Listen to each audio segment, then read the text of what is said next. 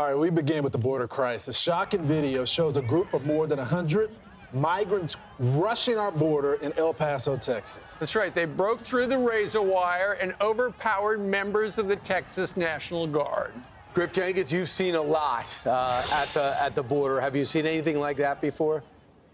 Well, not quite to those levels. And good morning, guys. And let's note, President Biden was on the ground in Texas for the past 2 days at fundraisers in Dallas, in Houston, while the crisis at the border reached a boiling point in El Paso. Let's show that video again. Now, what you've got and what's worth noting is that it's hundreds of single adult males. Venezuela is the second busiest demographic coming through the El Paso sector right now, and they are shoving the National Guard troops illegally entering the country there. At least one migrant, we're told, has been charged with assault. We expect more arrests to come. Now, Texas Governor Abbott took to X and said this: the Texas National Guard and Department of Public Safety quickly regained control and are redoubling razor wire barriers. DPS is instructed to arrest every illegal immigrant involved for criminal trespass and destruction of property. But guys, those consequences are a little unclear right now while Texas awaits a court ruling over whether they can indeed enforce the state's new border law. Meanwhile,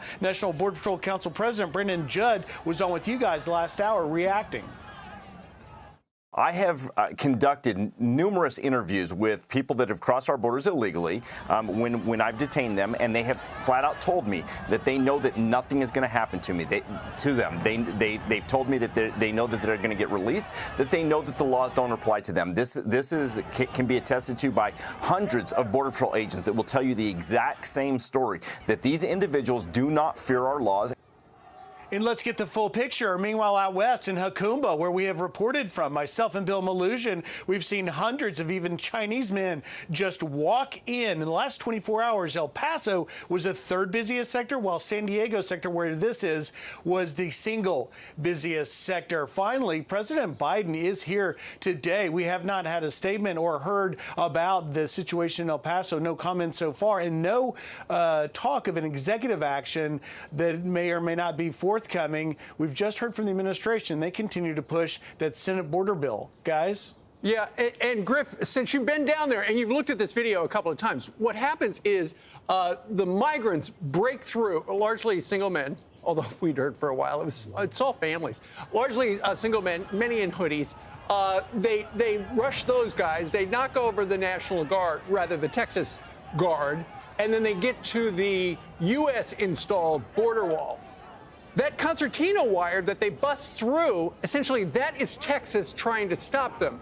So they got through because they know that the National Border Patrol people have got to let them in. Well, that's right. And what is significant as we look at that, as you're pointing out, Steve, if indeed Texas's border law, SB 4, were to be ruled constitutional or upheld, we're waiting on an appeals court, then at this point right now, Texas National Guard and DPS could effectively take them into arrest and not have to turn them over to Border Patrol. But that's not the situation right now. I wonder how they would do that, though. Look, there are like a few Border Patrol agents down there, and there are 100 men.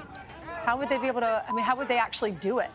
Well, they would have to surge resources and have more DPS and National Guard react to that area, Ainsley. And it's a great point, Ainsley, because what happens all along the border is you have these hotspots pop up. Obviously, we've seen similar things in Eagle Pass, Texas. We've seen it out in California, and we've seen it in places like Louisville, Arizona. And that is because the cartels across the entire 2,000-mile border are taking advantage of our vulnerabilities and moving to areas where there are less resources, less Border Patrol, less Texas DPS. That's why you've seen the surge move all the way out west, because California and Arizona don't have razor wire or DPS officers and National Guard trying to stop them. Are you telling me that everybody got in there?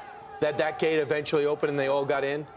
Except the arrested guys. All of those people have illegally entered the U.S. And I mean, I couldn't speak specifically to the report, but yes, effectively, Brian, they would have been turned over to the Border Patrol and processed. Now, obviously, there is going to be some forthcoming arrests, we're told from our sources with Texas DPS, because of the actual assault. At least one person has been arrested. But as far as the actual illegal entry, that is happening before your eyes there.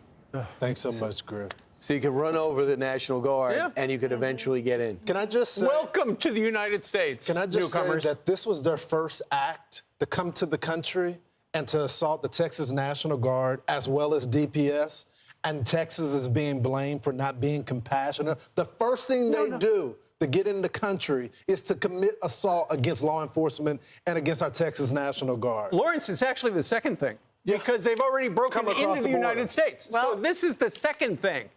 Well, Holy that's cow. why the other networks they don't want the Democrats to see this video. They don't want Republicans to see this video. You said, Brian, you did see it eventually on CNN. I watched it. CBS only had 36 seconds of it, but NBC, ABC, and MSNBC, as of the start of our show, had not put it on But there. the President of the United States has been in Texas for 2 days. Yeah. And there's been no statement from the White House.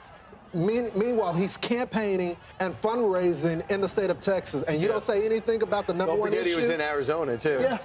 And also, he was there to make sarcastic remarks about the former president. I'm Steve Ducey. I'm Brian Kilmeade. And I'm Ainsley Earhardt. And click here to subscribe to the Fox News YouTube page to catch our hottest interviews and most compelling analysis.